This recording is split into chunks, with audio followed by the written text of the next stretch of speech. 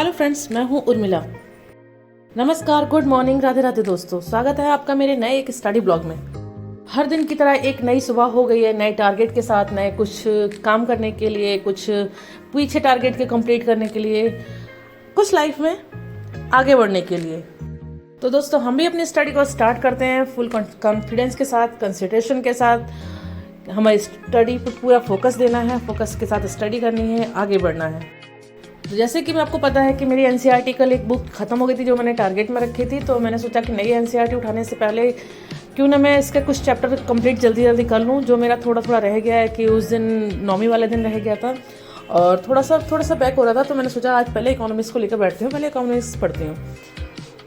वैसे इकोनॉमिक्स तो मेरा कॉलेज टाइम में सब्जेक्ट भी रहा था, मैंने इकोनॉमिक्स पढ़ रखा है पहले से। लेकिन एनसीईआरटी से जब पढ़ रही हूँ तो एनसीईआरटी मैंने इससे पहले ये नहीं पढ़ रखी है। 11th क्लास की एनसीईआरटी है मेरे पास, इंडियन इकोनॉमी एंड डेवलपमेंट। ये एनसीईआरटी है। मैंने एनसीईआरटी इससे पहले नहीं पढ़ी थी। इसमें इतना बेसिक से इतना अच्छा करके समझाया है कि मुझे ऐसा लगा कि शायद मैं इकोनॉमिक्स को पहली बार पढ़ रही हूँ। जबकि मैंने जो इकोनॉमिक्स की मेन बुक है उसको मैंने पढ़ रखा है, रमेश सिंह है मेरे पास, उस बुक को मैंने एक बार कवर कर रखा है, पढ़ रखा है उस बुक को। फिर भी एनसीईआरटी में इतने अच्छे से समझाया है, बहुत अच्छे से समझा रखा है। काफ़ी अच्छा लग रहा था इसको पढ़ के, कि ऐसा लग रहा था कि कई सारी चीज़ें ये तो मैंने पहले कभी पढ़ी ही नहीं है, ये पहली बार पढ़ रही हूँ। काफ़ी अच्छा उसमें समझाया है, आप भी पढ़िए। एनसीईआरटी बेसिक बुक के साथ में बहुत इंटरेस्टिंग बुक्स हैं, बहुत इंटरेस्ट के आता है उन्हें पढ़ने में, और बहुत अच्छे से उन्हें समझाया गया है। क्योंकि वो बुक्स बच्चों के लिए बनाई गई हैं तो वो बहुत अच्छे से समझाती हैं, हर चीज़ को बहुत अच्छे से लिखा गया है उसमें। मैंने इकोनॉमिक्स बीबीए में भी पढ़ रखी है, एमबीए में भी पढ़ रखी है, उसके अलावा रमेश सिंह भी पढ़ रखी है। उसके बाद भी मुझे एनसीईआरटीज़ पढ़ने में बहुत इंटरेस्ट आ रहा है, अच्छी लग रही है एनसीईआरटी। क्योंकि मैंने ये एनसीईआरटी पहले नहीं पढ़ रखी थी, क्योंकि इकोनॉमिक्स मेरे पहले से पढ़ा हुआ था, सब्जेक्ट था, तो मैंने सीधे रमेश सिंह से ही स्टार्ट कर दिया था। क्योंकि मेरे पास एनसीईआरटी थी नहीं, मैं आपको ये बात पहले भी बता चुकी हूँ कि मेरी बुक्स मेरे पास नहीं थी। तो बुक्स जहाँ मैं पहले रहती थी वहीं रह गई थी, तो बुक्स नहीं थी। तो मेरे पास जो बुक्स थी 2-3 मैंने उनको ही पढ़ा। जब मैंने अगस्त से स्टडी स्टार्ट की थी तो जो मेरे पास थी मैंने उनको पढ़ा।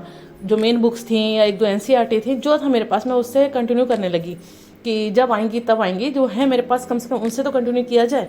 तो इसके एनसीईआरटी अब आई है मेरे पास, तो मैंने सोचा अब इसको मैं पढ़ती हूँ।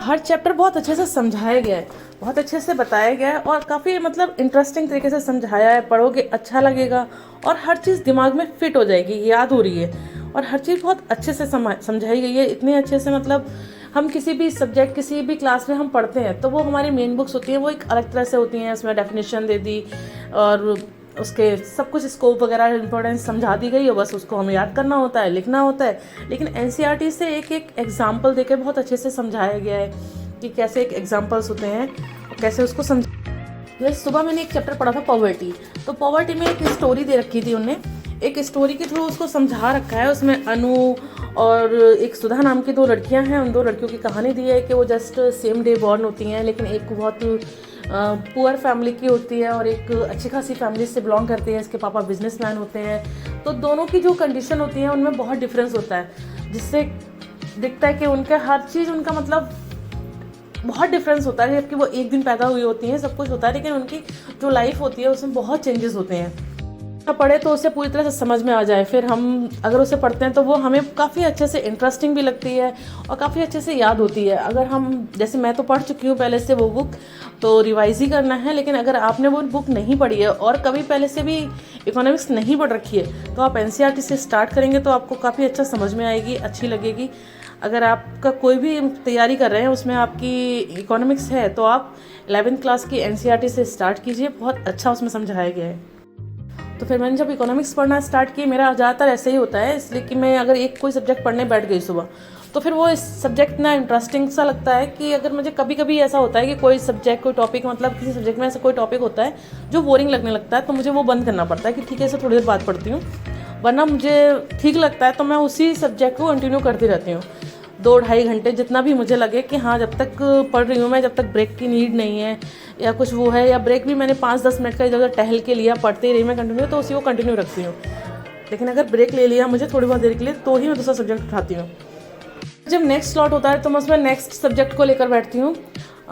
इस तरह से मैं अपनी स्टडी को कंटिन्यू करती हूँ कि एक स्लॉट में अगर हम पढ़ने बैठे, अगर एक सब्जेक्ट में हमारा इंटरेस्ट आता है तो उसी को पढ़ते रहो, क्योंकि अगर उसे हम छोड़कर दूसरा पढ़ते हैं तो हमारा इंटरेस्ट थोड़ा सा वहाँ खत्म होता है।